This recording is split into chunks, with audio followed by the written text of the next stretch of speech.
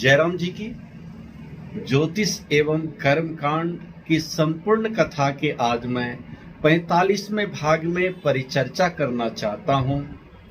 जीवन में आपको अगर आगे बढ़ना है, जीवन में सही कर्मकांड और ज्योतिष को समझना है, परखना है, अनुभव करना है, तो यथा राजा तथा प्रजा ये जो कहावत है बिल्कुल सटीक है।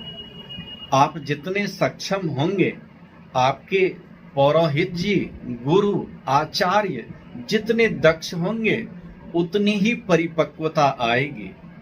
हम आप सब जानते हैं इस संसार में मार्गदर्शक जो होते हैं, जिनका हमें मार्गदर्शन मिलता है, वो जितना मजबूत होता है उतनी ही हमारे जीवन में परिपक्वता आती है।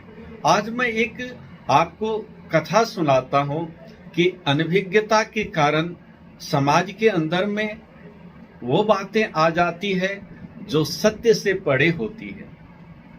एक राजा कम पढ़ा लिखा था, और जब राजा कम पढ़ा लिखा था तो उसके पुरोहित भी कम पढ़े लिखे थे। तो एक बार राजा की इच्छा हुई कि मैं दान पुण्य करूं और अच्छे आचार्य को करूं। ध्यान दें, ये मूर्ख व्यक्ति भी जानता है कि मैं मूर्ख हूं, किंतु जब व्यक्ति कोई शुभ कार्य करने लगता है तो फिर उसकी आत्मा यह गवाही देती है कि तुम इस योग्य हो या इस योग्य नहीं हो। अतः राजा था, कम पढ़ा लिखा था, उसके पुरोहित भी कम पढ़े लिखे थे, इस बात को वह जानता था। इसलिए वो चाहता था कि मैं सुपात्र व्यक्ति को कुछ दान पुण्य करूं, और अपने पंडित जी से राजा ने कहा कि मुझे सुपात्र व्यक्ति को दान करना है। पंडित जी सोचे, पूरी जिंदगी भर हमने चाकरी इस राजा की करी, और जब दान देने की बात आई है तो ये अच्छे विद्वान को देगा, तो फिर हमारी चाकरी तो व्यर्थ चली गई।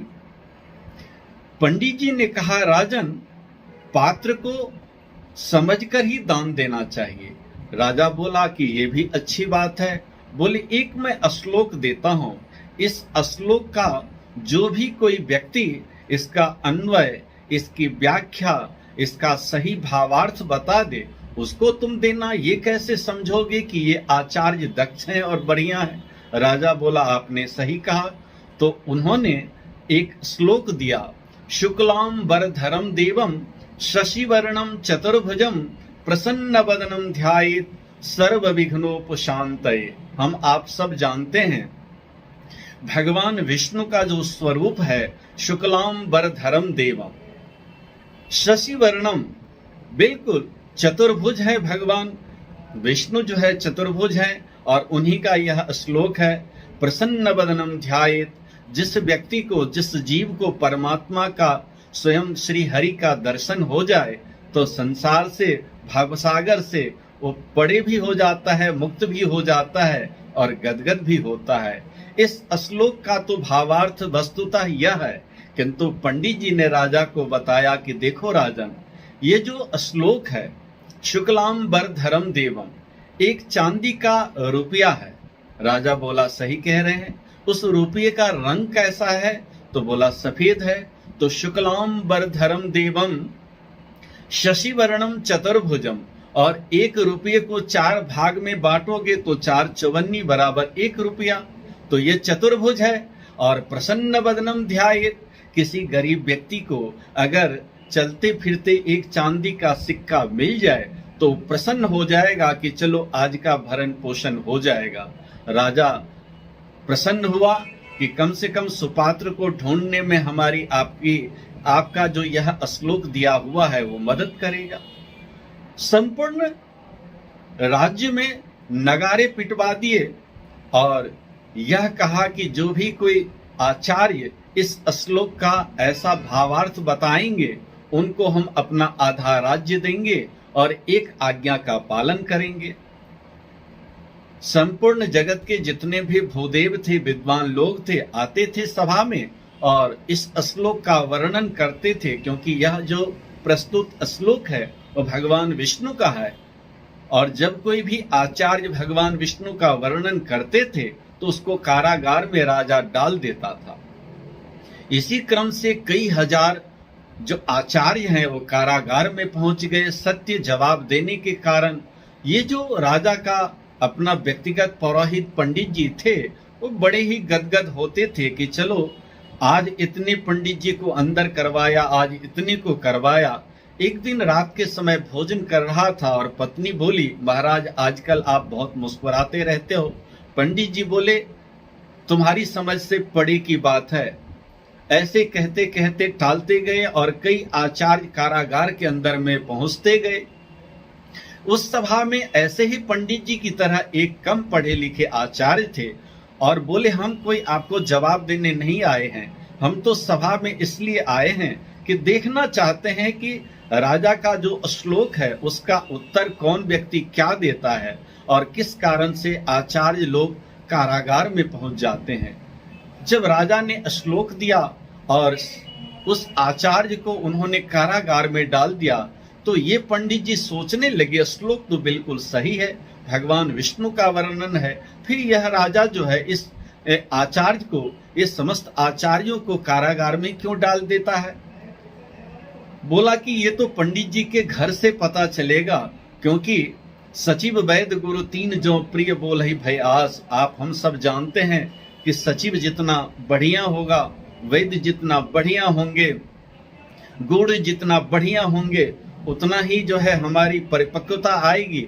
अन्यथा हम अपने जीवन में नीचे की ओर चले जाते हैं। अगर हमारा सचिव बढ़िया ना हो, गुरु बढ़िया ना हो, वैद्य बढ़िया ना हो, तो फिर हम सही लाभ नहीं ले पाते हैं। अतः यह बात सोचकर पंडित जी उस पंडित जी के घर के पिछवाड़े में खड़े हो गए और अनुभवी थी, सोचा कि रात को ये अपनी पत्नी को जरूर अपनी कथा सुनाएगा।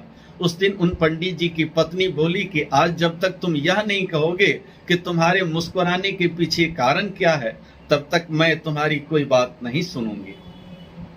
पंडित जी बोले कि देखो भाग्यवान, जिस राजा की मैं चाकरी पूरे जीवन पर्यंत मैंने करी है और जब दान देने की बात आई है तो राजा कहता है कि मैं अच्छे विद्वान को दूंगा, तो फिर मैंने एक श्लोक का ऐसा अर्थ बताया जो कोई भी आचार्य नहीं बताएंगे और फिर आधा राज्य मुझे ही मिलेगा।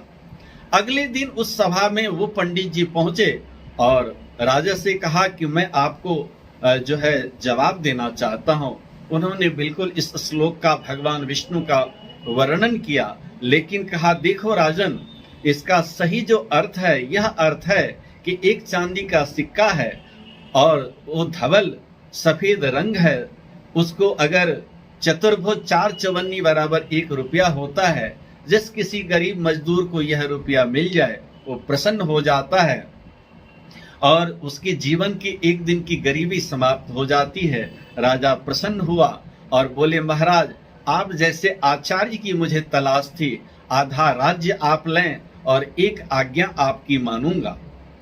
पंडित जी थोड़े पढ़े लिखे थे और कर्मनिष्ठ थे। उन्होंने कहा देखो राजन, आधा राज्य हमें नहीं चाहिए, केवल मैं यह चाहता हूं कि 6 महीने पहले मेरे साथ रहकर तुम लघु सिद्धांत कौमुदी व्याकरण को पढ़ो, क्योंकि जब तक किसी शब्द का सही अर्थ नहीं आएगा और जब तक व्याकरण नहीं आएगी तब तक तुम सही अर्थ नहीं कर पाओगे, इसलिए पहले पढ़ो। राजा बोला, ये तो मैं चाहता ही था कि थोड़ा ज्ञान जो है अनुभव करूं। बोले, दूसरा जो तुम मुझे राज्य देना चाहते हो, जितने आचार्यों को तुमने कारागार में डाला है, उन समस्त आचार्यों को ससम्मान वापस विदाई दो और 6 महीना मेरे साथ पढ़ो। वो राजा इस पंडित जी के पास लघु सिद्धांत कौमुदी व्याकरण पढ़ी 6 महीने। उसके बाद बोले पंडित जी के राजन, अब इस श्लोक का तुम अर्थ करो। जब व्याकरण आ गई, जब व्यक्ति को ग्रामर आ जाती है, व्याकरण आ जाती है, तो फिर शब्द को शुद्ध करते, क्योंकि व्याकरण का भावार्थ ही है कि जो है जिससे शुद्ध शुद्ध बोलना और लिखना आता है उसे व्याकरण कहते हैं। राजन बोला कि मैंने तो अपने जीवन में बहुत बड़ा पाप कर लिया, बहुत सारे आचार्यों को कारागार में डाल दिया। पंडित जी बोले, हमारे समाज की यही दुर्दशा है। आज हम जब तक स्वयं शिक्षित नहीं होंगे तब तक हमारे सामने गुरु कैसे शिक्षित मिलेंगे, हमें सचिव कैसे शिक्षित मिलेगा, हमें डॉक्टर कैसे सही मिलेंगे। इसलिए जीवन के पल में हमारा जो आर्यावर्त है, उस आर्यावर्त में तो एक से एक मूर्धन्य विद्वान बने हैं। आज कर्म कांड की दुनिया में अगर कहीं हम पतित हो रहे हैं या फिर ये कहीं इसके अंदर इसकी महत्ता कम हो रही है, तो उसका कारण हम ही लोग हैं। इस कथा का भावार्थ यही है कि हम सबको पढ़ना चाहिए और गुनना चाहिए, सही जानकारी करनी चाहिए, तभी हमें सही पूजा का लाभ, सही शिक्षा का लाभ, सही संस्कारों का लाभ तभी मिल सकता है। इसी के साथ मैं अपने शब्दों को विराम देता हूँ। जयराम जी की नमस्कार।